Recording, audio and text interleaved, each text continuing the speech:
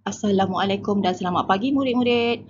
Hari ini bersama dengan cikgu lagi, Cikgu Syikin dalam mata pelajaran Sejarah tahun 6. Hari ini kita akan masuk topik yang baru iaitu kaum dan etnik di Malaysia. Standard gandungan 11.1 kaum dan etnik di Malaysia. Standard pembelajaran 11.1.1 menghuraikan pelbagai kaum dan etnik di Malaysia. 11.1.2 menjelaskan penempatan serta kegiatan ekonomi masyarakat Malaysia dahulu dan kini. 11.1.6 menghubung kait kepentingan menghormati kepelbagaian kaum dan etnik sebagai asas perpaduan negara. Objektif pada hari ini, murid dapat menghuraikan pelbagai kaum dan etnik di Malaysia, menjelaskan penempatan serta kegiatan ekonomi masyarakat di Malaysia, menghubung kait kepentingan menghormati kepelbagaian kaum dan etnik sebagai asas perpaduan negara. Kriteria kejayaan, murid dianggap berjaya sekiranya dapat menghubung kait kepentingan menghormati kepelbagaian kaum dan etnik sebagai asas perpaduan negara. Baiklah, murid-murid boleh rujuk buku teks muka surat 66 hingga 74. Seperti yang kita tahu, masyarakat Malaysia terdiri dari pelbagai kaum dan etnik. Perpaduan terjalin antara pelbagai kaum dan etnik di Malaysia amat kukuh. Perpaduan ini adalah faktor utama yang membawa kepada kemerdekaan negara kita. Baiklah, kita kenali dulu masyarakat di Malaysia. Antara kaum dan etnik yang ada di Malaysia ialah Melayu, Cina, India, orang asli, Murut, Penan, Lun Bawang, Iban, Kelabit, Melanau, Kadazan Dusun, Kayan, Iranun, Bisaya, Bidayuh, orang Sungai, Suluk, Kenyah, Brunei, Rungus, Bajau dan juga Kedayan. Kaum Melayu adalah kaum terbesar di Malaysia. Mereka bertutur dalam bahasa Melayu dan beragama Islam, mengamalkan adat dan tradisi Melayu. Menurut sejarah, rumpun Melayu meliputi penduduk yang mendiami semenanjung tanah Melayu dan gugusan kepulauan Melayu. Ini termasuklah Singapura, Indonesia dan juga selatan Thailand. Itu pun kita ada juga yang di kalangan mereka yang kaum dia adalah kaum Melayu. Seterusnya adalah Cina yang merupakan kaum terbesar di Malaysia. Mereka mempunyai dialek, kebudayaan dan kepercayaan yang unik dan tersendiri.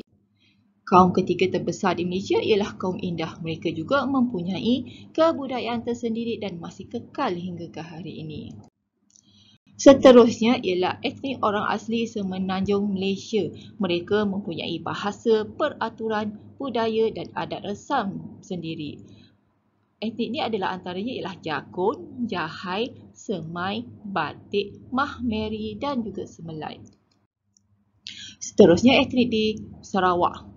Mereka juga setiap etnik di Sarawak ini mempunyai perbezaan dari segi bahasa, agama, pakaian, tradisi, adat resam dan pegangan hidup. Antara etnik yang berada di Sarawak ialah Kedayan, Melanau, Bidayuh, Bisayah, Kenyah, Penan, Kelabit, Kayan, Iban dan Lun. Kalau kamu perhatikan pada gambar rajah itu pakaian mereka berbeza. Kaum Melanau pakaian dia macam tu, Iban dan juga Bidayuh. Seterusnya etnik di Sabah terdiri daripada Kadayan, Bisaya, Iranun, Rungus, Brunei, Suluk, Bajau, Kadazan Dusun dan juga Murut.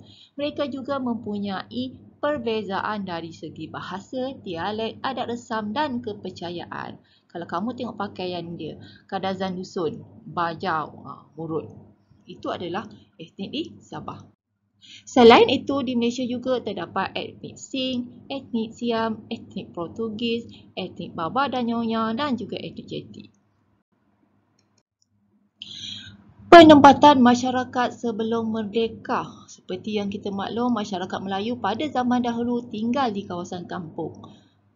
Penempatan mereka bertumpu di pesisir pantai dan di tebing atau muara sungai kerana aktiviti utama masyarakat pada masa ini adalah menangkap ikan, bertani dan berniaga kecil-kecilan.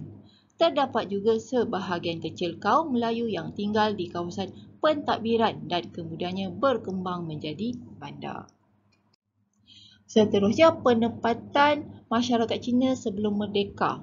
Kaum Cina pada zaman ini bekerja sebagai pelombong terutamanya di Perak dan Selangor. Terdapat juga yang berniaga di Pekan dan Bandar. Mereka merupakan penduduk terbesar di Bandar dan Pekan Baharu. Pada masa ini, masyarakat Cina bekerja dalam pelbagai bidang termasuk perniagaan. Seterusnya, penempatan masyarakat India sebelum merdeka. Kaum India kebanyakannya tinggal di kawasan estet. Mereka bekerja sebagai buruh atau kaki tangan tersebut. Terdapat juga kaum India yang tinggal di bandar dan bertugas dalam perkhidmatan awam. Manakala penempatan orang asli sebelum mereka, majoritinya tinggal di kawasan pedalaman, kebanyakannya tinggal di Pahang, Perak, Selangor, Terengganu dan Kelantan. Mereka menjalankan kegiatan mencari hasil hutan, berburu dan menangkap ikan. Pada masa kini, kawasan penempatan orang asli telah banyak berubah. Mereka terlibat dalam pelbagai bidang pekerjaan. Ada yang berniaga hasil kraftangan dan hasil hutan seperti herba dan madu. Baiklah, sekarang penempatan masyarakat sekarang. Penempatan penduduk pada masa kini kian berubah. Generasi muda tidak lagi berminat untuk meneruskan pekerjaan tradisi ibu bapa mereka. Taraf pendidikan yang lebih tinggi telah membuka peluang pekerjaan yang lebih luas serta dasar kerajaan untuk menyatu padukan masyarakat. Masyarakat kini tinggal dalam persekitaran yang sama tanpa mengira kaum dan etnik dan serta saling menghormati antara satu sama lain. Kalau kamu tengok sekarang ni, kat bandar pun ada kaum Cina, kaum India, kaum Melayu, kaum Kadazan, kaum orang asli semua dah duduk tempat yang sama, tak seperti zaman sebelum merdeka. Seterusnya, kepentingan menghormati kepelbagaian kaum dan etnik. Yang pertama ialah kehidupan kita akan semakin tenteram dan harmoni. Aktiviti perniagaan, aktiviti sosial kita akan dapat melakukan dengan bebas tanpa risau. Selain itu, dengan menghormati kepelbagaian kaum dan etnik juga, kita dapat meningkatkan ekonomi negara. Selain itu, pelabur asing juga yakin untuk melabur di Malaysia. Dan tambah lagi, kita dapat saling bantu-membantu tanpa mengira kaum. Baiklah, tak. Sekian saja untuk tajuk hari ini. Kita jumpa lagi pada topik yang akan datang. Terima kasih.